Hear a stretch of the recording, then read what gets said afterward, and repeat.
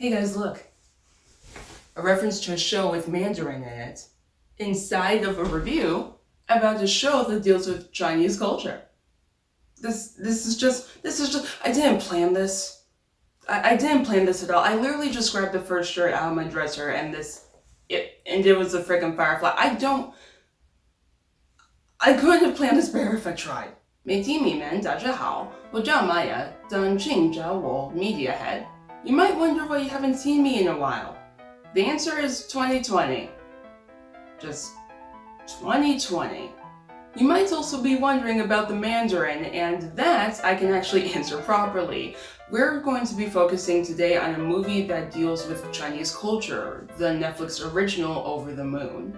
Taking place in China with the indication that all the characters are actually speaking some form of Chinese and it's just being translated into English, unless you just watch one of the Chinese versions, in which case it's just taking place in China. Over the Moon is a film that revolves around the Chinese legend of the moon goddess Chang'e. And while I'm lacking in Chinese blood, I am a huge fan of folklore and am studying Mandarin Chinese. So I find it awesome that a big company decided to make a movie that focuses on Chinese culture when the company itself didn't originate in China. As strange as it might sound, I actually like seeing films that deal with cultures that the company itself isn't from, because if they do it right, it means that they get to expand their horizons and show off this film internationally to people who really might need it, either to learn more about culture or finally feel some appreciation for that part of their heritage. Really wish that there were more Chinese films that came out this year by international companies. Shame. And seeing as this film came out fairly recently, I thought it would be nice to talk about it. Now, originally I was going to do what I did in my Avatar video, where I show my reaction and then do the ranking, but as I got further and further into Over the Moon, I just fully accepted that commentary is not my strong suit. So instead, I'm going to focus on my ranking and suggest to everyone who hasn't seen this film to watch it before actually watching this video. First off is the plot. Remember how I said in my Avatar video that a simple plot isn't inherently a bad thing, you just have to do something new or at the very least original to you with it? Well, thank you, Over the Moon, for proving my friggin' point. There are plenty of films already that deal with a kid needing to learn a valuable lesson, traveling to another world somehow, and coming back a better person. But by having the main character Fei start out by actively seeking out the other world, you've already gotten off to a good original start. I also like how this movie is from a third-person perspective.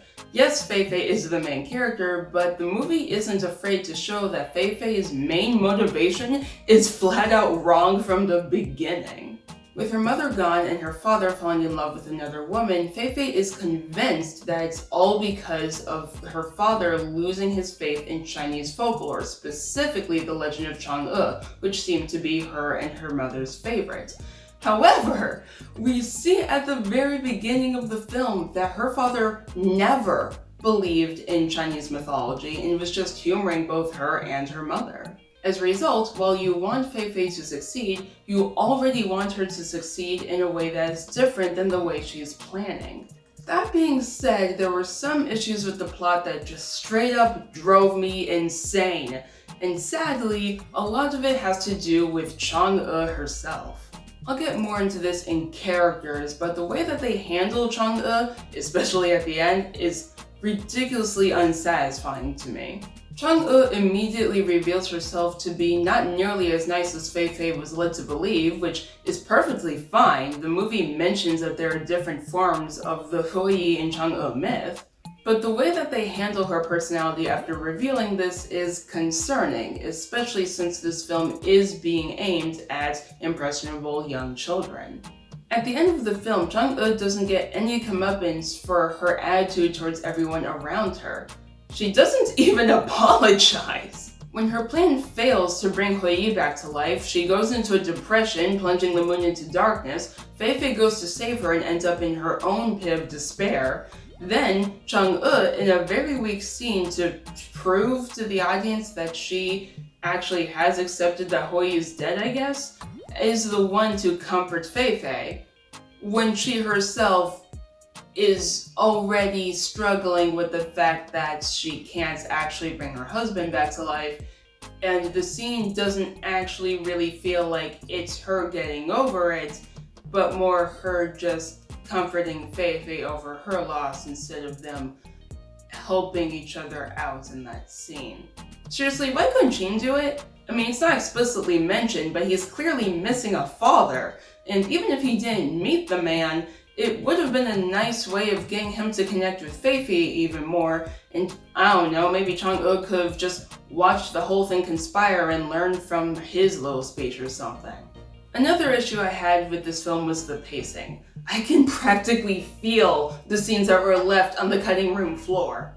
Literally in their first scene together, Fei Fei can't stand Gobi's antics, but in the very next scene that they're seen in, she finds him endearing, with no explanation.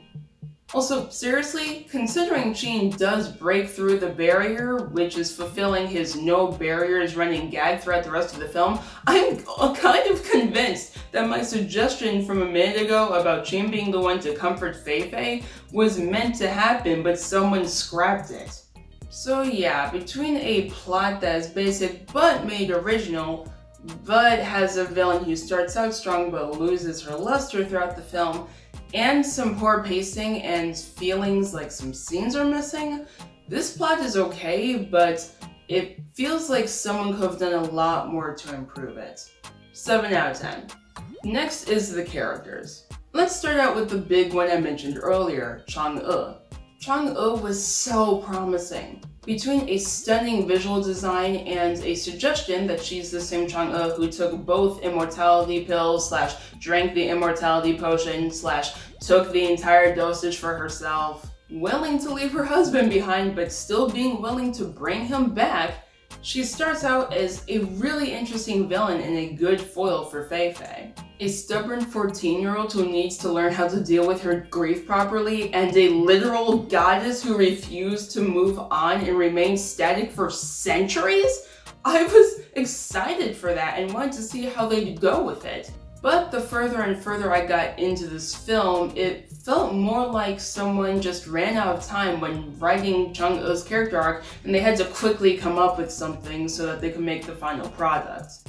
Don't get me wrong, I don't mind that Chang-e was redeemed. I just mind that this film suggests that grief justifies bad behavior. It doesn't help that after promising to grant the wish of whoever brings her the gift, Chang-e has nothing to do for the rest of the movie. I loved moments where she was more active, like the entirety of Hey Boy, but scenes like that were very few and far between, and most of the time she just spent her time moping around and hoping that someone brings her the gift already. Now Fei Fei is quite a bit better. She is a fairly basic character, much like the plot of this film. You see that kind of character all the time, especially in stories like these. The moment that you see that dad has a girlfriend, you can plot out the entirety of her character arc and you're probably exactly right. Still, there are some things to differentiate her from other characters of her type. She loves folklore, but obviously picked up some scientific habits from her dad. While it is a bit strange to see a scientifically minded character make a rocket using real-life science, I think real-life science, to build a rocket to go to the moon to prove that a moon goddess exists, it is an interesting study on how the power of belief, including in things like religion or mythos, doesn't have to contrast the power of understanding of science and reality around you. Still, my major gripe with her character is, ironically enough, considering I was just talking about how people can believe in anything without it meaning that they're ignorant to reality, she's 14 years old and building a rocket to go to the moon to prove that the moon goddess exists. This sounds more like a plot that you'd give to a 10-year-old, not a 14-year-old. And while you could argue that her refusal to move on from her mother's death also resulted in some emotional or mature stunting, they don't straight up say that in the film, so we're just left to believe that the filmmakers believe that this is how 14-year-olds act. I also like Chin's character. He is adorable, he acts his age, and he's very excitable and admires his big sister even though she kind of treats him like garbage. And he falls into that sweet spot of annoying in-universe but adorable to the audience character that is so difficult to write, and you have to give props to anyone who can actually write that kind of character. I genuinely wish that we had seen more interactions between him and Fei-Fei, considering part of the movie is about her accepting him and his mother into her life. And this actually brings up another problem I have with this movie. Guodong. Hi, I'm Gobi. Wait, Gobi? Hi, I'm Gobi. Gobi? But the characters for his name are this. And like that's the character for Dong. It's Guodong. And it means jelly, basically. It's like jello, really. Is it Gobi in Chinese? I might be missing something. I don't think this character is pronounced B in any capacity, but I'm still learning. I don't freaking know. Hi, 我叫果冻，你叫什么? No, that's a Dong. Did they change the name to B? Go B? Why did they? Is it because they thought that Dong was going to sound too much like Dong, and therefore kids are gonna... Okay, yeah, I see why they changed it now. I love Gobi, but outside of some exposition where we learn about the big darkness, what does he do during the course of the film? He's a fun character, but at the end of the day, he's kind of meaningless and useless to the plot, and his role could have easily been taken up by Chin. To be honest, that's kind of what I'd prefer. Chin, outside of Hey Boy, also doesn't have much to do, and that song actually gave some fun characterization to both him and Chang'e. I wish more moments like that existed, but this film chooses to have characters who don't really do anything for the plot in the long run. So overall, it doesn't feel like Over the Moon puts enough time and effort into its main cast, and has a little bit too much focus on characters who don't overall matter to the plot. 6 out of 10. Next up is acting. Overall, I think that everyone in this film gave a good or great performance. While I think it was kind of a dick move for the casting director to hire a whole bunch of Asians for this Chinese-based movie and then have a good portion of the cast be Koreans, like they're interchangeable with Chinese people, I do think that they made some good decisions on who they cast among those Koreans, plus they made excellent decisions like casting Chinese-American actress Philippa Sue, aka Eliza Hamilton, to play the Chinese moon goddess Chang'e, especially considering that this was a musical. And of course there's Kathy Ang as Fei-Fei. I felt her emotions. She came off as a genuine human being, a kid who has yet to move on from her mother's death. Still, I feel like she could have been given more range, and with the exception of actors like Philippa Sue, I don't feel like the actors had enough time to give us a wide range to actually judge them on. See my points about characters and pacing from beforehand. 8 out of 10. Next, we've got sound design and music. I feel like all the composers who got involved in Over the Moon did a great job of making their music sound like it was from China, whether in ancient times or the modern day as C-pop. Plus, the songs are thematic, my favorite. Songs like On the Moon Above or later in the film Yours Forever have a more classic quality to them to signify how they are stuck in the past. Meanwhile, songs that take place in the present or have to do with the very present situation, like Hey Boy or Ultra Luminary, have a more modern quality to them, a more K-pop quality to them. Though to be fair, Chinese music nowadays is inspired by a whole bunch of other elements, and therefore the songs technically do sound like C-pop. As for the rest of the sound design, they do a really good job. Just listen to this impact. Well, you better think again. Or hell, this gag.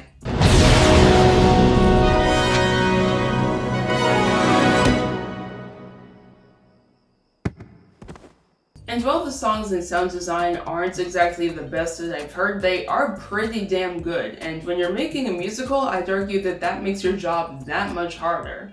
8 out of 10. Next up on the chopping block is visuals and visual editing. My god, how many times am I gonna bring up Chung-E specifically? Someone had fun designing her outfits. Apparently that someone is Guo Pei, a designer who's well known by this point for being extremely extra and being very proud of that fact. And what can I say, it paid off. But seriously, before I fall down the Chung-E rabbit hole again, let's talk about other things. I liked the little details incorporated into other designs, how Fei Fei's hair is choppy and messy specifically because she cut it herself. Lunaria's colors are vibrant against the blackness of space, and hell, the residents, being seemingly made up of 50% jelly and 50% light, have this really nice soft design to them. My only gripe is that I'm not a big fan of the aesthetic that they chose for Lunaria. It's a pretty world, but it's also lacking in world building, and visuals can help a lot to pick up the slack in that regard. But when you base your world off of the aesthetics of a painter who was a surrealist, you're going to have issues coming up with a more consistent design. To me at least, Lunaria looks less like a landscape and more of the inside of a lava lamp, which sadly makes the world look less deliberately crafted, even though I'm sure it was deliberately crafted to specifically look like that. And since we spend the majority of our time in Lunaria, it means that the world's not going to be investing me more into the story. 8 out of 10. And finally, overall enjoyment. In the Avatar video, I had this as its own separate thing, but I decided to test out some numbers and realized that no matter what the score is, it's not going to impact the final score all that much. So this is already based off of my opinion anyway, I might as well just have it be part of the categories. Overall, I enjoyed Over the Moon. It could have been improved by some more world building and character development, but it was a nice enough story.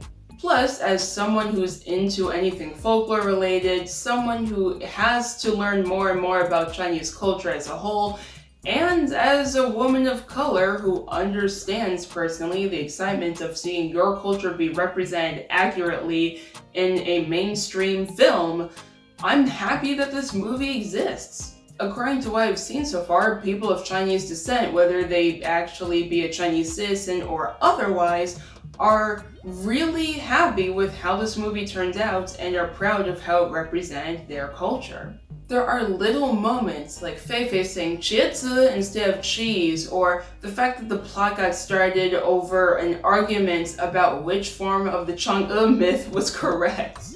As far as I know, neither Audrey Wells nor Glenn Keane are Asian. I believe that they're white. But that didn't stop them from learning as much as they could about the culture and giving it the respect that it deserved. And even ignoring the cultural importance, as I said, this movie takes a simple premise and runs with it. If you're an adult and you've spent enough of your life consuming media, you can probably figure out the plot by the 30-minute mark, but that doesn't take away from the experience. I liked the dialogue, I liked the songs, I liked watching Eliza frickin' Hamilton be a sassy goddess. It was a good time. I'd give my overall enjoyment of this film a 7 out of 10. Am I planning on watching it ever again? Probably not. Am I going to complain if someone wants to watch it with me? Probably not. With a 44 out of 60, that makes Over the Moon a 73% good movie, which puts it above Avatar. That would get me killed by critics, but it also checks out, yeah. I'd recommend Over the Moon to anyone who's a fan of folklore or just one has fun or learn more about Chinese culture. Is it the best film to incorporate another culture's legends into a film? No.